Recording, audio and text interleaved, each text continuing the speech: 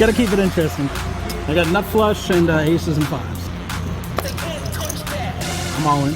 Greg Raymer is in seat 9. We got some familiar faces. Uh-oh, we're in trouble. We're up against Poker Face. I heard you're an up-and-comer. I want to put you on my channel, give you some exposure. She shows it! Pure mayhem here at the lodge. There's Wayne from Doctor's Poker. Say hi to the blog, Wayne. Okay.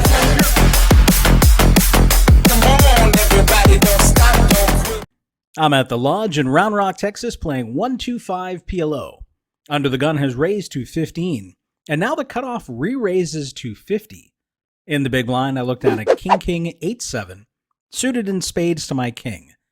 I repot to 170, with only $15 behind. The original raiser folds. The cutoff re-raises to put me all in. He only wants to run one time. He reveals 2 of his whole cards, the Ace of Hearts and the King of Diamonds, and says he has high cards. The flop falls Jack 6-4 with 2 clubs. He then turns over the Jack of Clubs. The turn is the 10 of Diamonds, and the river the 10 of Spades. Fortunately for me, he turns over Ace, King, Queen, Jack, suited in clubs to his queen, meaning I dodged a ton of bouts post-flop to more than double. Looking at the equities pre-flop, when the money goes in, I'm roughly 60%. After the flop, he takes the lead with almost 55% equity. On the turn, I retake that lead with around 53% equity, and fortunately, I hold on the river. Thanks for the sweat, man.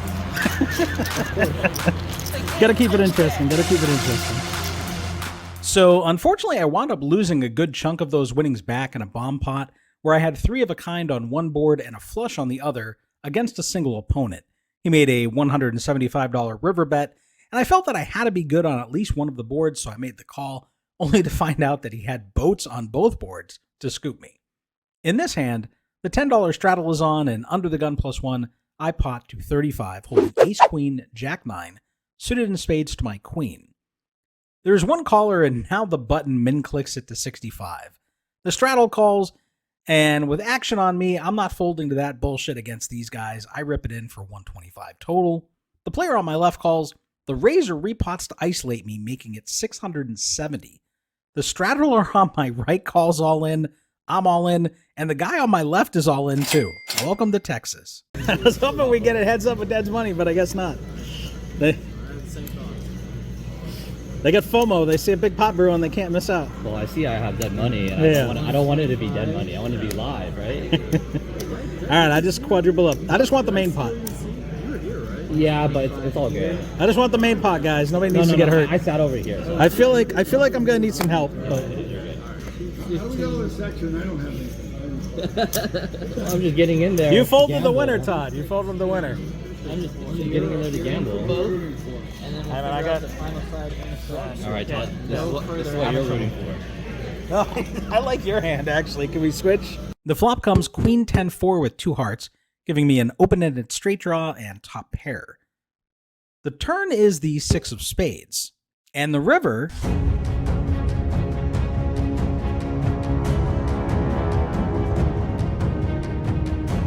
is the beautiful 8 of spades, allowing me to dodge the flush draw and bink the nuts. The guy on my left turns over 9-7-5-3 double suited, having rivered a weaker straight than me on the side pot. The original raiser mucks, and the straddler on my right turns over Jack 8-6-5, suited in clubs to his 8. As you can see, clearly these guys are playing premiums only. These are the minefields you need to dodge here in Texas. Shiv it! Thank you. It was all scope. All scope.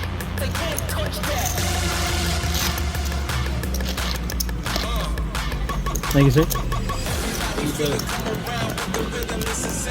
2 players have called, and on the button I look down at Ace-Jack, 9-8 suited in hearts to my Jack.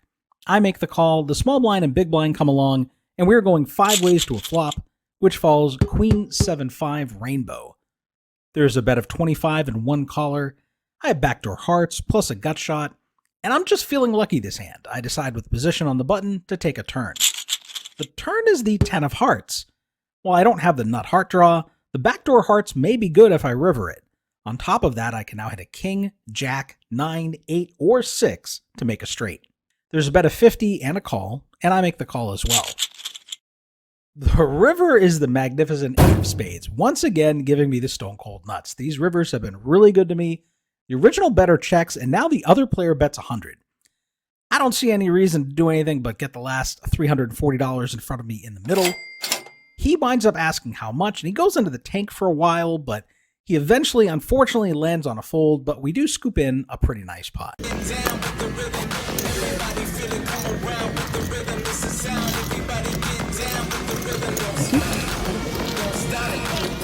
The $10 straddle is on. There's a raise to 35 and 2 callers. In the cutoff, I look down at ace, queen, 10 deuce, double suited in diamonds and spades. I'm in there. The small blind folds, the big blind calls. The straddle calls as well, and we are going 6 ways to a flop, which comes queen 10-3 with 2 hearts and 1 diamond. It checks to me. I've got top 2 pair, backdoor diamonds, and some backdoor straight potential. But given no one seems interested and this flop is very wet, I up to bet now for 125. The straddler is the only caller. The turn falls the jack of spades. He checks and I check behind. The river comes the 4 of diamonds. Doesn't really change anything there. He checks, I check it back because I don't really think I can get much value here from anything worse. And he shows ace 9, 7-4 with nut hearts. And I want another decent sized pot. Just like we practiced, thank you. Thank you. KFG Poker Club with massive bad beat payouts. Poker tournaments with 4, 5, and 6-figure guarantees. And tons of cash games. From micro stakes all the way up to 10-20. Everything from Hold'em to Omaha, 4, 5, and 6 card. High and high-low. Follow the instructions on screen to join today. I wound up playing a 9-handed double board bomb pot. Early position, I was dealt ace, king, queen 5, double suited in hearts and clubs, and I managed to chop it up on the river. I got nut flush and aces and 5s. Trays full on the bottom? Yep. Alright, so pull that back. In another 9-handed double board bomb pot, I was dealt double suited aces, and I flopped the nut full house on ace 3-3, with the second board coming Broadway cards with king, jack 10. I made a small flop bet, and the player on my left potted it to 240, and we wound up getting our stacks in. I'm all in. Tell me you don't have quad 3s. Fortunately for me, he didn't have quad 3s, and the second board came running 5s, allowing me to outdraw whatever 2-pair hand he had on that board. He wound up never showing, but I take this pot and I scoop the whole thing. Okay. Oh, are you playing them both? I got aces full right now. Oh, well, I got scratch on top. I got backdoor. Yeah. You got a lot of outs. 6, 7. Oh, you're okay. No queen in my hand. No. I'm dead on top, so we're Now we're all in. in. Alright, 8 of spades, 5 of diamonds. We got outs. You have diamonds then? I got diamonds, yeah. 7 of clubs, 5 of hearts. Yeah, you rivered me too. And I river him. He's all in Yeah, he's for good. 650 something. Poker, sorry.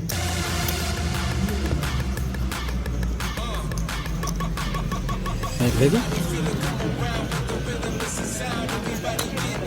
Appreciate it. One player is limped in, and in middle position, I look down at king 9, 8-7, double suited in clubs and diamonds. I make the call, the player on my left calls, the button calls, and the small blind can't help himself, making a small juicer raise to $20 out of position. The limper calls, I call, the guy on my left calls, the button calls, and we're going 5 ways to a flop of king, jack, deuce, rainbow. When it checks to me, there's only 2 players left to act behind me, and I've got top pair and some back doors, so I take a stab betting half the pot. The hijack and button both fold. It's looking pretty good, but now I get check raised to 150. It's going to be hard to continue here with just top pair and no kicker in this spot. I don't really see a lot of ways for my hand to improve. I'm going to be facing a big bet on the turn likely, and I'm going to have to go runner to beat whatever he's representing that probably has me beat, so I just lay it down. Under the gun raises to 15. There's 2 callers. The small blind calls, and in the big blind, I'm dealt 9-7-6-4 with no suits. My hand is pretty trashy, but it's a hand my opponents aren't likely to put me on, so I decide I'll take a flop, see if I can get lucky. And the flop falls pretty interesting. Ace 9-9 with 2 clubs. I flop trip nines, but it's not impossible for the original raiser to have aces full here and have me drawing to 1 out. I check. The original raiser checks, and if he had aces full of nines, he might check, hoping that he can get action from someone with, a hand where they're drawing dead, or let them catch up and, still be behind. So he checks, and another player winds up betting 50. And this player is a pretty solid player. He's not going to be messing around. He's going to have a hand most of the time. So I just make the call, and we go heads up to the turn. The turn is the ace of hearts. And now this player also knows that I'm a pretty, tight, solid player. So I'm not going to be messing around. So we wind up checking the turn, and the river comes the deuce of hearts. We check it down. And unfortunately for me, he turns over 10-9, 8-8, just having me out-pipped to take this pot. Hey guys, Anthony here. Thank you for watching. Man, it was a blast putting this one together. It's always fun to play a session where you take $200, you spin it up, you're hitting all the rivers, you're getting paid off, you've got people just punting stacks at you. It felt really good to run that up. Despite the the great session in this vlog and the great session in the last live vlog I shared, I am still looking to move out of the Austin area. I do still feel that the games are a lot tighter out here, despite what you've just seen. And they play too big with the unlimited straddles, the match the stack. I've been doing a lot of research into other rooms, finding out who allows you to vlog, what the games are, if there's match the stack, straddles, etc. On my short list at the moment, really at the top, is TCH Las Colinas, which is in Irving, Texas, up in the Dallas market.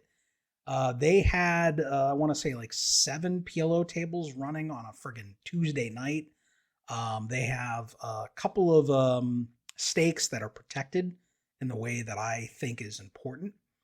So they have a 2-2 PLO, which has a optional under the gun $5 straddle.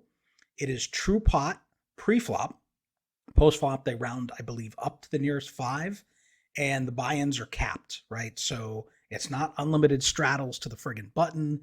It's not match the stack where friggin' Klaus from Germany shows up, plunks down $5,000 and gets you in one hand. So if you're having a good session, you don't really have to worry about the Euros coming in and doing that to you, which is nice.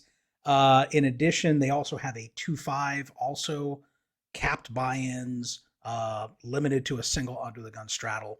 Once you get to the 5, 10 and above games, that's where they start loosening up and allowing more of the crazy stuff, which I think is fine. It's really what I've tried to preach to the leadership of the lodge of Texas Card House here in Austin. Nobody listens because a lot of people on my channel, who watch my channel, they'd love to come play PLO out here, but they've got $600 in the pocket and they see this guy has $8,000, this guy has $12,000. They see all the craziness and they know they don't have a chance, right? Because it plays too big. So that is at the moment at the top of my list for a potential for moving. It'd be nice because we wouldn't have to change our licenses or the license plate on the car or anything like that. We'd still be in the same state.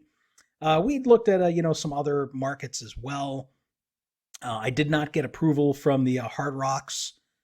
They have an approval process. They look at your social media and stuff like that. And I'm sure the Poker Jesus and some of my darker humor in the past, led up to that lack of approval. So that's another reason why I'm looking to kind of, shift away from the Poker Jesus thing, market myself as myself and, try to have a little bit more mass market appeal. Hopefully YouTube will push the videos a lot better rather than, people seeing the Jesus face and assuming that, maybe my channel is religious or something like that. So hopefully that will help the channel grow because I've been stuck, 1,500 to 3,000 views every video for, well over a year. And something's got to change, right? I got to do something different. So hopefully that will be a step in the right direction.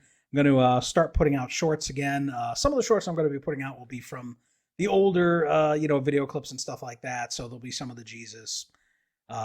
humor in it, but that'll be coming out and trying to grow the channel as well. But yeah, I love the new intro. I think it's slick. I love the song I found for the backing track. I think it's a banger. It really gets me hyped listening to it. I would just rewatch that intro over and over. I was like, oh man, this is so good. So hopefully you guys like that.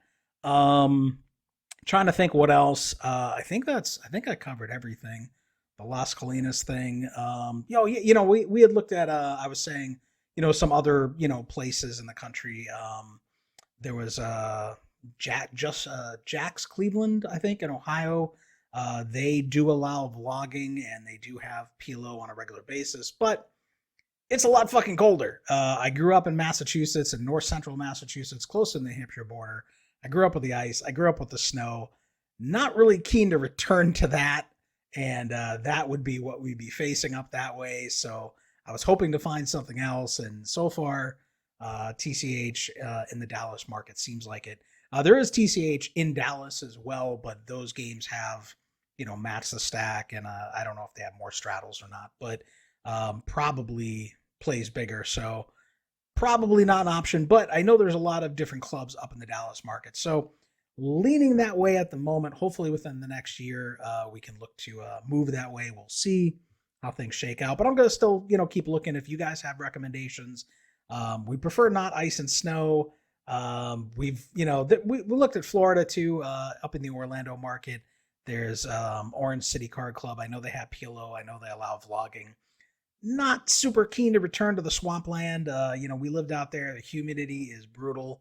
And not sure we want to go back. So I don't know, man. That's I've rambled enough. But anyway, thank you guys for watching. Leave some comments down below. Let me know what you think about, I changed some of the graphics. We got the new intro. Let me know what you like, what you don't like. I appreciate it all. And we will see you in the next episode. We getting down with the sound of the old school vibe.